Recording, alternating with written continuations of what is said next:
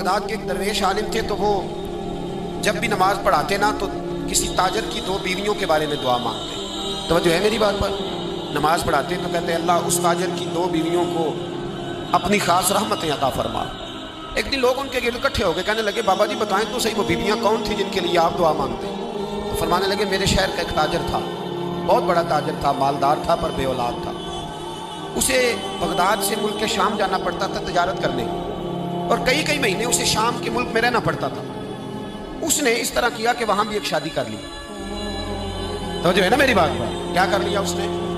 दूसरी शादी करना मर्द के लिए जायज़ है, तीसरी करना भी, चौथी करना भी भैया के वक्त, मगर अगर इंसाफ कर सके तो। अगर चारों में हम ना आधा मसला सुनते हैं और आधा ही बयान करते हैं। अगर इंसाफ ना कर सके फिर उसके लिए 4 जायज़, फिर वो एक ही रखेगा।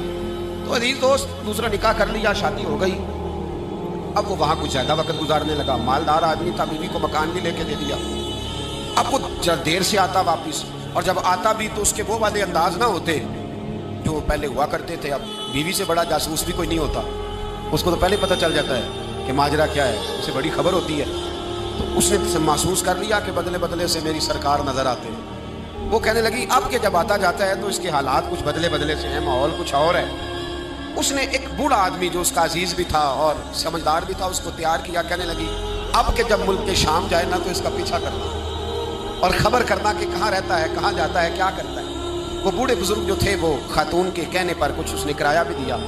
वो उस ताजर के पीछे गए और वापस आके खबर दी। कहने लगे कि तो 2-3 साल बीत गए, इसने वहाँ भी शादी की हुई है, तुझे बताया ही नहीं। बीवी बड़ी समझदार थी, हौसला मंद, जीरक, उसने शोर नहीं मचाया। उसने कहा कि मैं ना अब जब आएगा ना तो तरीके से बात करूंगी और पूछूंगी ऐसा क्यों किया। और ये भी उसने आके बताया कि अगर तेरे साथ निकाह के बाद उसे औलाद नहीं मिली तो औलाद वहाँ भी कोई नहीं। ये मुकम्मल तफसीलात। अब जब इस दफ़ा खामद आया तो आते ही वो बीमार हो गया, कमज़ोर होने लगा। अब खातून ने मुनासिब नहीं समझा कि आते ही धड़ाम से मैं उसके सर पर ये फोड़ दूँ कि तूने निकाह किया हुआ है और मुझे बताया नहीं। वो जरा तसल्ली में रही, कुछ वो बीमार था, हौसला रखा, खिदमत करती रही। कुछ दिन गुजरे तो वो ताजर इंतकाल कर गया, फौत हो गया। अब राज खुल ना सका, इद्दत गुजारी, और जब सारा माल जमा किया ना तो अशरफियों की बोरियां भर गई। सारा माल उस बीबी का, 4 बोरियों में अशरफियां, 4। यहाँ तो पेट का दोज़ख है, माज़अल्लाह भरता ही नहीं। हाल में मजीद। वो जो कहते थे ना कि बस बाहर चला जाऊँ और बाहर मैं कुछ थोड़े से पैसे कमा के 2-3 साल में लौट आऊँगा, फिर यहाँ आके कोई कारोबार करूँगा। वो गए हैं तो वापस नहीं आए। वो जो कहते थे ना बस मैंने इतना सा कारोबार करना है कि मकान बन जाए, उन्होंने 4 मकान भी बना लिए हैं, लेकिन ब्रेक हाल में मजीद की दौड़ है। अब 4 बोरियां उस औरत ने छुपाए रखी। कोई बंदा नहीं जानता बगदाद में कि मुल्क के शाम में ताजर की दूसरी बीवी भी है। जब वो फारिग हुई तो उसने उस बूढ़े जासूस को फिर बुलाया और 2 बोरियां ऊंट पे रखी, खुद भी साथ बैठी और मुल्क के शाम गई। अल्लाह अकबर। वो बुजुर्ग कहते हैं मैं ऐसे ही नहीं दुआ करता। उसको जाके कहने लगी मैं अकेली वारिस नहीं हूँ, आधे की वारिस तू भी है।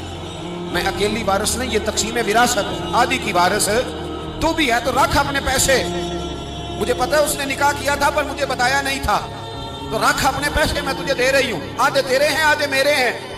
उसने नजर उठाई तो रो पड़ी, कहने लगी नहीं अब ये सारे तेरे ही हैं। अगर तू अल्लाह से डरती है तो मैं भी रब से डरती हूँ। अगर तू मुस्तफ़ा करीम का कलमा पढ़ती है तो मैं भी उसी नबी की मानने वाली हूँ। कहा बात क्या है, मेरा क्यों है सारा? तो वो खातून कहने लगी वो 2 साल 3 साल से मेरे साथ निकाह था और उसने बताया था मुझे कि मेरी बीवी भी है, और मैं गरीब थी तो मेरे वालिदैन को भी बताया था कि मेरी दूसरी शादी है। ये मकान उसने मुझे लेके दिया था, मेरे तमाम अखराजात वो पूरे करता था, नानो नफका का ख्याल रखता था। लेकिन अब के जब वो आया तो वो बीमार था।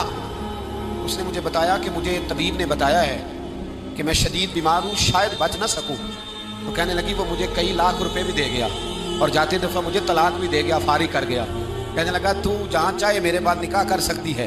और कहने लगा मैं चाहता था पहले बीवी को बता दूँ, मौका नहीं बना और उसका दिल ना टूटे, बता नहीं पाया, लिहाजा वो मुझे ढेर सारे पैसे दे चुका है, सारा मेरा हिस्सा मुझे पहले से दे चुका है। मेरी बहन अब ये 4 बोरियों में से 2 मेरी नहीं बल्कि 4 की 4 ही तेरी है, तू ही इसकी हकदार है। तो बुजुर्ग कहते हैं मुझे बताओ जिनके अंदर इस किस्म के तकवे की झलक हो उनके लिए हर नमाज के बाद दुआ मांगनी चाहिए कि नहीं मांगनी चाहिए? हर नमाज के बाद। हमारे यहाँ हाल में मजीद है, मेरा हिस्सा ज्यादा है, मेरा हिस्सा ज्यादा है, मुझे ज्यादा मिलता है।